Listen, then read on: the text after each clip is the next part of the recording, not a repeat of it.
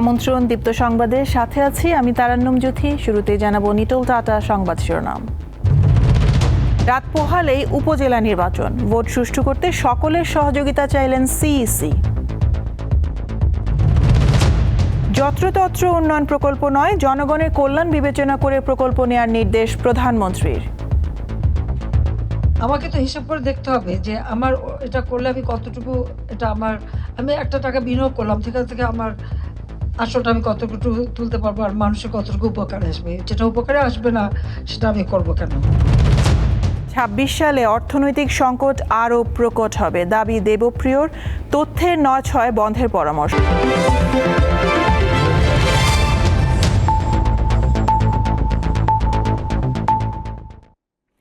ষষ্ঠ উপজেলা নির্বাচনের প্রথম ধাপে ১৩৯টি উপজেলায় ভোট কাল। এরই মধ্যে কেন্দ্রগুলোতে পাঠানো হয়েছে নির্বাচনী সরঞ্জাম। সুষ্ঠু ও শান্তিপূর্ণ পরিবেশে নির্বাচন করতে নেওয়া হয়েছে সব ধরনের প্রস্তুতি। রাত পোহালেই উপজেলা নির্বাচন, তবে ভোটের আগেই দেশের বিভিন্ন স্থানে বেড়েছে উত্তেজনা। সিরাজগঞ্জ সদরে এক চেয়ারম্যান প্রার্থীর সঙ্গে গোপন বৈঠকের অভিযোগে ৫ জন প্রিজাইডিং অফিসার সহ ৬ জনকে গ্রেপ্তার করে পুলিশ। তাদের কারাগারে পাঠিয়েছে আদালত। পাবনার সুজানগরে বিপুল পরিমাণ টাকা ও ১০ জন সহযোগী সহ আটকের ১২ ঘণ্টা পর চেয়ারম্যান প্রার্থী উপজেলা আওয়ামী লীগের সাধারণ সম্পাদক শাহিনুজ্জামান শাহিনকে ছেড়ে দিয়েছে র্যাব। আমরা সর্বমোট ১১ জনকে গ্রেপ্তার করেছি। তার কাছ থেকে সর্বমোট ২২,৮২,৭০০ টাকা আমরা তার কাছে পেয়েছি। চট্টগ্রামের সীতাকুণ্ড, মিরসরাই ও সন্দ্বীপে ভোট হবে কাল। চট্টগ্রামের আঞ্চলিক নির্বাচন কর্মকর্তা জানান, প্রথম ধাপে ৩ উপজেলার ২৯০টি কেন্দ্রের ২,১৬৫টি বুথে ভোট হবে। প্রথম ধাপে ভোট হবে ময়মনসিংহের হালুয়াঘাট, ধোবাউড়া ও ফুলপুর উপজেলায়। নির্বাচন সুষ্ঠু করতে এসব উপজেলায় আইনশৃঙ্খলা বাহিনীর সাথে মতবিনিময় করেছে নির্বাচন কমিশন ও উপজেলা প্রশাসন। কক্সবাজার সদর, মহেশখালী ও কুতুবদিয়া উপজেলায় নির্বাচন হবে কাল। নারায়ণগঞ্জের বন্দর উপজেলার সব ভোট কেন্দ্রে পাঠানো হয়েছে নির্বাচনী সরঞ্জাম।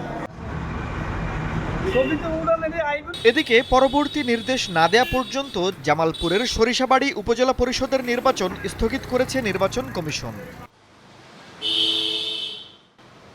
আফরিদ হাসান, দীপ্ত বার্তা কক্ষ। যত্রতত্র উন্নয়ন প্রকল্প নয়, দেশ ও জনগণের কল্যাণের কথা বিবেচনা করে প্রকল্প নেওয়ার নির্দেশ দিয়েছেন প্রধানমন্ত্রী শেখ হাসিনা। বাংলাদেশের সফলতার কারণে প্রচুর ঋণ প্রস্তাব এলেও ভবিষ্যতে তা পরিশোধের দিক বিবেচনায় রাখার পরামর্শ দিয়েছেন তিনি। মঙ্গলবার গণভবনে এক অনুষ্ঠানে এসব কথা বলেন সরকার প্রধান। গত এক দশকে দেশ জুড়ে নানা উন্নয়ন প্রকল্প বাস্তবায়ন করছে সরকার। এরই মধ্যে বেশ কিছু মেগা প্রকল্প চালু হওয়ায় এর সুফল পাচ্ছে দেশের মানুষ। এসব প্রকল্পের বেশিরভাগই সরকারের সড়ক ও জনপথ বিভাগের। উন্নয়নের এই ধারা আরও টেকসই এবং দূর ভবিষ্যতের জন্য যেন কার্যকর হয়, সেটাই এখন সরকারের লক্ষ্য। এজন্য মঙ্গলবার গণভবনে স্মার্ট বাংলাদেশ ২০৪১ বিনির্মাণে সড়ক ও জনপথ অধিদপ্তরের কার্যক্রমের রূপরেখা সংক্রান্ত উপস্থাপনা অবলোকন করেন সরকার প্রধান। প্রত্যেকটা প্রকল্প এতদিন সাধারণ মানুষের দাবির প্রতি শ্রদ্ধা রেখে প্রধানমন্ত্রীর নির্দেশ, প্রয়োজন দেখে প্রকল্প নিতে হবে। প্রত্যেকটা পরিকল্পনায় সকলের আগে এটাই মাথায় নিতে হবে যে আমরা এই সেতুটা করলে আমাদের অর্থনৈতিক কর্মকাণ্ড কতটুকু গতিশীল হবে, স্থানীয় মানুষের উন্নতিটা কতটুকু হবে। দাবি অনেক থাকে, মানুষের তো সকলেই দাবি করে। আমি ঠাট্টা করে বলছি যে প্রত্যেকের ঘরের দুয়ারে একটা করে আমরা এয়ারপোর্ট বানিয়ে দেব। কারণ এখন পঞ্চগড়ও এয়ারপোর্ট চাই, ঠাকুরগাঁও এয়ারপোর্ট চাই, বগুড়াও এয়ারপোর্ট চাই, ঈশ্বরদী এয়ারপোর্ট আবার চালু করতে বলে। আমাকে তো হিসাব করে দেখতে হবে যে আমার এটা করলে আমি কতটুকু, আমি একটা টাকা বিনিয়োগ করলাম, সেখান থেকে আমার আসলটা আমি কতটুকু তুলতে পারবো, আর মানুষের কতটুকু উপকারে আসবে। যেটা উপকারে আসবে না সেটা আমি করবো কেন? বিদেশি ঋণ গ্রহণেও সতর্ক থাকার পরামর্শ দেন সরকার প্রধান। এখন আমাদের সাফল্যের সাথে আমরা অনেক ভালো ভালো প্রস্তাব পাই, কিন্তু ওই প্রস্তাবটা পাওয়ার পরে আমাদের এটা হিসাব করতে হবে যে এই টাকাটা আমরা আমাদের ফেরত দেওয়ার সক্ষমতা কতটুকু, সেটুকু আমরা পারবো কিনা, বা আমি এই কাজটা করলাম এর থেকে অর্থনৈতিকভাবে কি আমরা ফেরত পাবো, যা দিয়ে আমরা এর মূল্যটা শোধ দিতে পারবো। সেটা মাথায় রেখে আমাদের কিন্তু চিন্তাভাবনা করতে হবে। রাজধানী ও আশপাশের জেলাগুলোকে ঘিরে করা আউটার সার্কুলার রোড প্রকল্পের প্রশংসা করেন প্রধানমন্ত্রী। প্রকল্প সময়মতো শেষ করারও তাগিদ দেন তিনি। আমার মনে হয় এটা খুবই ভালো হবে। মাহমুদ শাওন, দীপ্ত সংবাদ, ঢাকা। জেলাও কিন্তু সংযোগ 1/11-এর সময় দেশে ফিরলে হত্যার হুমকি দেয়া হয়েছিল বলে জানিয়েছেন প্রধানমন্ত্রী শেখ হাসিনা। দ্বাদশ জাতীয় সংসদের দ্বিতীয় অধিবেশনে পয়েন্ট অব অর্ডারে 2007 সালের 7 মে দেশে ফিরে আসার সেই অভিজ্ঞতার কথা বলেন সরকার প্রধান।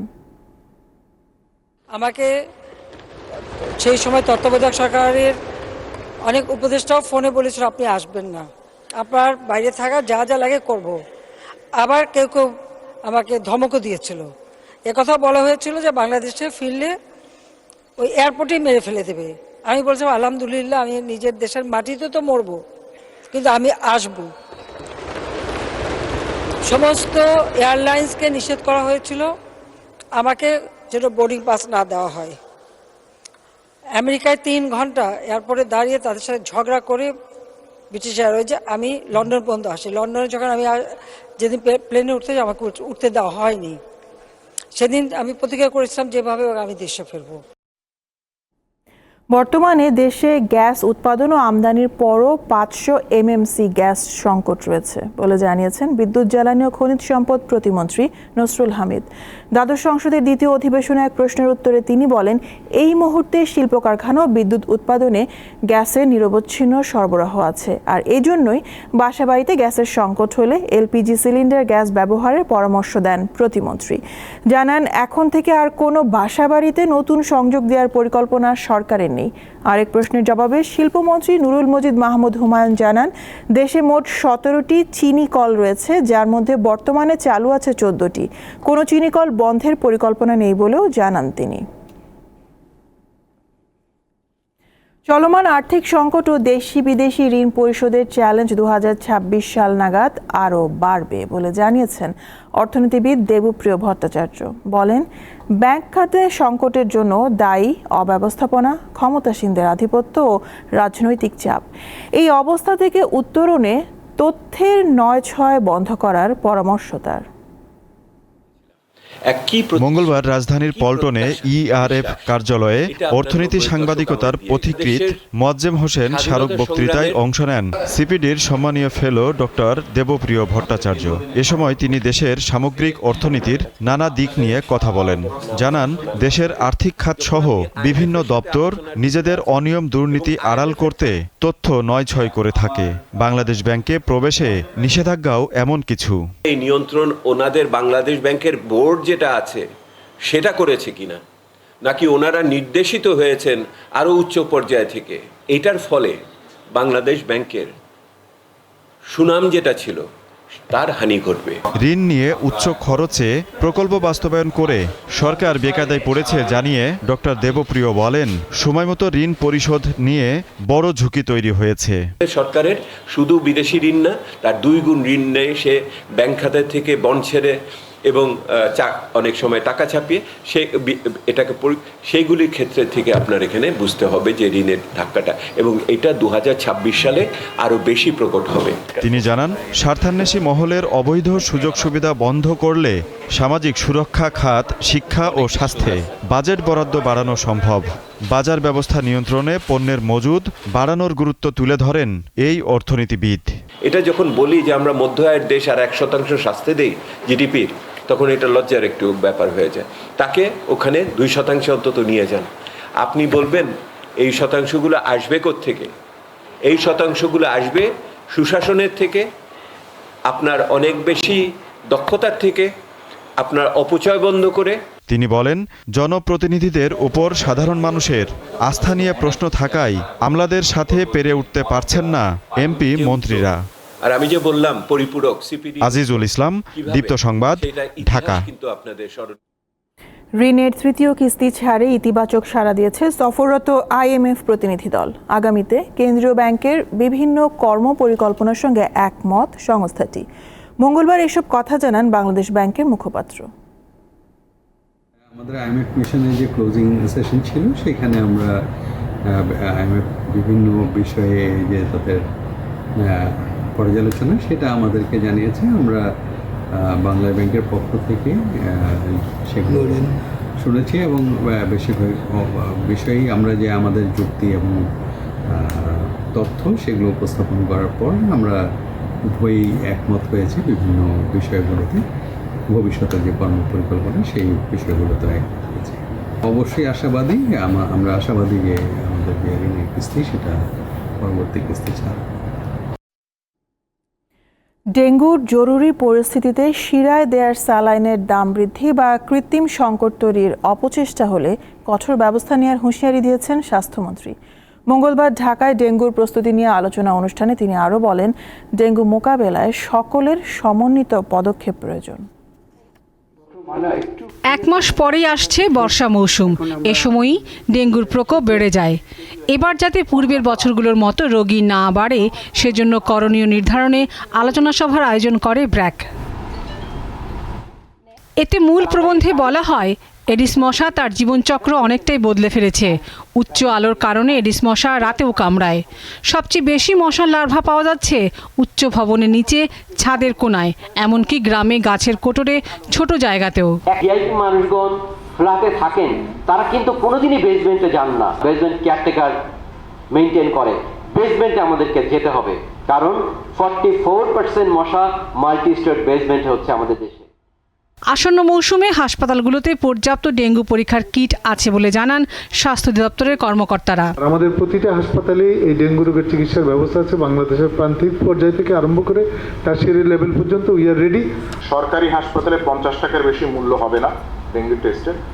বেসরকারি কোনো প্রতিষ্ঠানে ডেঙ্গু টেস্টিংয়ের জন্য 300 টাকার বেশি তারা নেবেন না। যদি নেয় আমাদের কাছে in any form, just inform us. এই বিষয়টা আমরা সাথে সাথে ওটা অ্যাকশনে যাব, কোনোভাবেই যেন জনগণের হয়রানিটা না হয়। স্বাস্থ্যমন্ত্রী বলেন, এবার স্বাস্থ্য মন্ত্রণালয় আগে থেকেই ইনজেকশন স্যালাইন প্রস্তুতকারী প্রতিষ্ঠানগুলোকে সম্ভাব্য চাহিদাপত্র সম্পর্কে ধারণা দিয়েছে। তাই দাম বাড়লে বা কৃত্রিম সংকট তৈরি করলে ব্যবস্থা নেওয়া হবে। আমি একটা কড়া নির্দেশ দিই যে স্যালাইনের জন্য কোনো ঘাটতি না হয়, স্যালাইনের দামও বাড়ানো যাবে না, স্যালাইন যেন সবসময় অ্যাভেলেবল হয়। পরিস্থিতি মোকাবেলায় সকলের সমন্বিত পদক্ষেপ নেওয়া জরুরি বলে মত দেন তিনি। মানুষকে বাঁচাতে হবে। লাবণী গুহ, দীপ্ত সংবাদ, ঢাকা। জুলাই থেকে টিসিবি পণ্য নির্ধারিত স্থায়ী দোকানগুলোতে পাওয়া যাবে বলে জানিয়েছেন বাণিজ্য প্রতিমন্ত্রী আহসানুল ইসলাম টিটু। 1 কোটি ফ্যামিলি কার্ডধারী নিম্ন আয়ের মানুষ এই সুবিধা পাবেন। প্রতিমন্ত্রী জানান, বাজেটের আগেই নিত্যপণ্যের দাম নাগালের মধ্যে আনার চেষ্টা করা হবে। রাজধানীর বারিধারায় মঙ্গলবার সকালে দেশব্যাপী টিসিবির পণ্য বিক্রি কার্যক্রম শুরু হয়।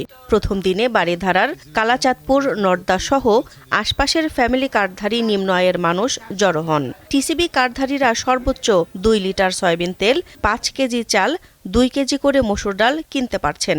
ভোক্তারা জানান, আলু, পেঁয়াজ আর চিনি টিসিবি পণ্যে যুক্ত হলে ভালো হয়। আলু, পেঁয়াজ, তেলটা একটু দিত, তাহলে আমাদের জন্য আরেকটু সুবিধা হতো, আমাদের একটু কষ্ট দূর হতো। যদি 2 মাস পরে যা পাই একবার, তাহলে আর কি উপকার হলো? প্রতি মাসে পাইলে একটু উপকার হয়। চাল তো 5 কেজি দেয়, একটু বাড়াই দিলে 10 কেজি দিলে উপকার আমাদেরকে। কার্যক্রম উদ্বোধন করে বাণিজ্য প্রতিমন্ত্রী বলেন, নিত্যপণ্যের দাম স্বাভাবিক রাখতে কাজ করছে সরকার। জুলাই থেকে ট্রাকসেল নয়, নির্ধারিত দোকানে টিসিবি পণ্য বিক্রি হবে। এসব দোকান চালাবেন স্থানীয় জনপ্রতিনিধিরা। যে কোন এলাকায় কয়টা দোকান এবং সেই দোকানটা পাওয়া যাচ্ছে কিনা ওনাদের রেকমেন্ডেশনের ভিত্তিতে আমরা চেষ্টা করতেছি 22 জুন এই তালিকাটা সম্পন্ন করতে। যেখানে সম্ভব হবে সেখানে আমরা জুলাই থেকে দেওয়া শুরু করব। আমরা আনুষ্ঠানিকভাবে স্থায়ী দোকান 1 জুলাই থেকে ইনশাল্লাহ শুরু করব, সিম্বলিক হলো। তিনি বলেন, বাজেটের আগেই নিত্যপণ্যের দাম স্বাভাবিক করার চেষ্টা করা হচ্ছে। আমরা এনবিআর এর সাথে বসেছি, আরও আগামীকাল আবারও বসবো। বাজেটের আগে আমরা চেষ্টা করব যে এই নিত্য প্রয়োজনীয় জিনিসের জন্য একটা যৌক্তিক পর্যায়ে থাকে, যেটা আমাদের সাধারণ মানুষের উপরে বোঝা না হয়ে যায়, সেটার জন্য আমরা চেষ্টা করতেছি। টিসিবি কার্ডধারীরা প্রতি লিটার সয়াবিন তেল 100 টাকা, প্রতি কেজি চাল 30 টাকা এবং মসুর ডাল 60 টাকায় কিনতে পারবেন। দিলশাদানি, দীপ্ত সংবাদ, ঢাকা। আসন্ন বোরো মৌসুমে ধান ও চাল সংগ্রহ নিয়ে কোনো কৃষক অপমানিত বা হয়রানির শিকার হলে সংশ্লিষ্ট কর্মকর্তাদের বিরুদ্ধে শাস্তিমূলক ব্যবস্থা নেওয়া হবে বলে জানিয়েছেন খাদ্যমন্ত্রী সাধন চন্দ্র মজুমদার। দুপুরে সচিবালয়ে বোরো ধান সংগ্রহ অভিযান নিয়ে সংবাদ সম্মেলনে খাদ্যমন্ত্রী জানান, এবার 11 লাখ টন সিদ্ধ, 1 লাখ টন আতপ চাল এবং 50,000 টন গম সংগ্রহের লক্ষ্যমাত্রা নির্ধারণ করা হয়েছে। এবছর প্রতি কেজি বোরো ধানের সংগ্রহ মূল্য নির্ধারণ করা হয়েছে 32 টাকা। এছাড়া সিদ্ধ চাল 45, আতপ চাল 44 এবং গম 34 টাকা। খাদ্যমন্ত্রী জানান, চলতি বোরো মৌসুমে প্রায় 7,500 কোটি টাকার ধান ও চাল ক্রয় করবে সরকার।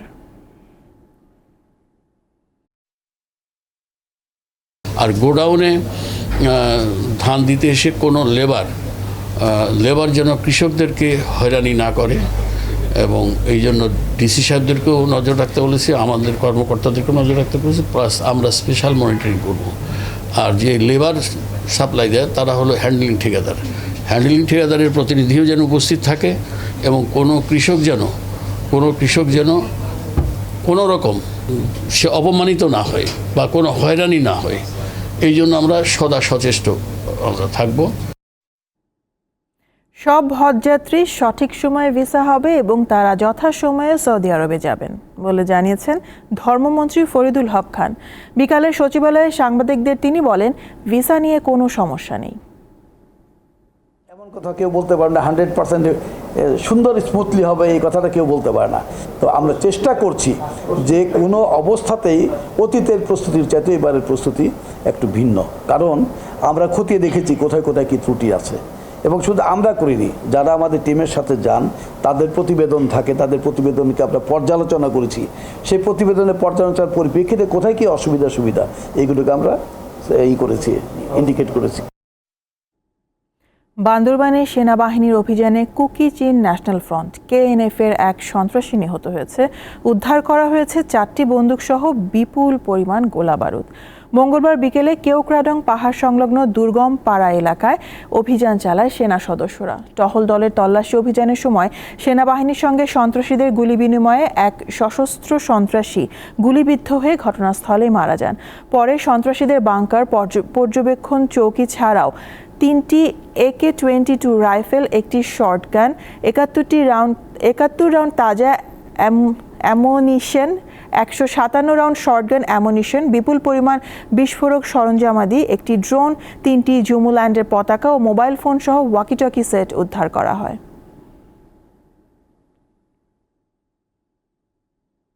ব্যবসায়িক মুনাফা নিজ দেশে ফিরিয়ে নেওয়ার ক্ষেত্রে বাংলাদেশ ব্যাংক যে প্রতিবন্ধকতা তৈরি করেছে, তাতেই বাংলাদেশে বিনিয়োগে আগ্রহ হারাচ্ছেন মার্কিন ব্যবসায়ীরা।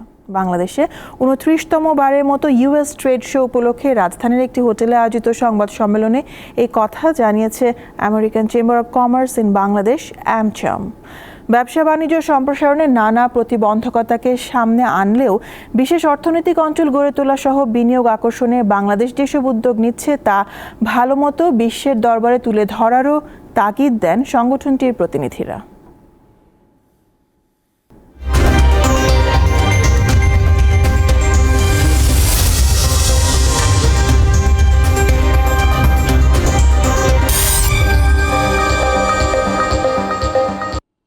ভারতে তৃতীয় দফার ভোটে দেশের অন্যান্য জায়গায় শান্তিপূর্ণ ভোট হলেও পশ্চিমবঙ্গে সকাল থেকেই উত্তেজনা দেখা যায়। ভারতীয় সংবাদ মাধ্যম NDTVর প্রতিবেদনে বলা হয়েছে, তৃতীয় পর্বে ভোটার উপস্থিতি ছিল শতকরা 60.6%। ভারতে লোকসভা নির্বাচনে মোট 7 দফার ভোট গ্রহণে মঙ্গলবার তৃতীয় দফা অনুষ্ঠিত হয়েছে। প্রথম 2 পর্বে তুলনামূলকভাবে ভোটদানের হার ছিল কম। ভারতীয় সংবাদ মাধ্যমের প্রতিবেদনে বলা হয়েছে, তৃতীয় পর্বে মঙ্গলবার ভোটার উপস্থিতি ছিল শতকরা 60.6%। দেশটিতে মঙ্গলবার 10টি রাজ্যে 93টি আসনে ভোট গ্রহণ হয়েছে। স্থানীয় সময় সকাল 7টায় শুরু হয়ে চলে সন্ধ্যা 6টা পর্যন্ত।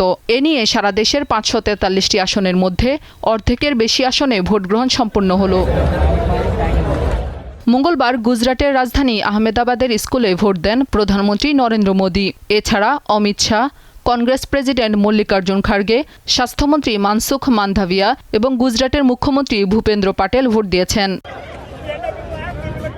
তৃতীয় দফায় 93টি আসনের মধ্যে গুজরাটে রয়েছে 25টি, কর্ণাটকে 14টি, মহারাষ্ট্রে 11টি, উত্তরপ্রদেশে 10টি, মধ্যপ্রদেশে 9টি, ছত্তিশগড়ে 7টি, বিহারে 5টি, পশ্চিমবঙ্গে 4টি, আসামে 4টি এবং গোয়াতেও 2টি আসন রয়েছে। এছাড়া দাদরা নগর হাভেলি এবং দমন ও দিউ এই দুটি কেন্দ্রশাসিত অঞ্চলের দুটি আসনেও মঙ্গলবার ভোট গ্রহণ হয়।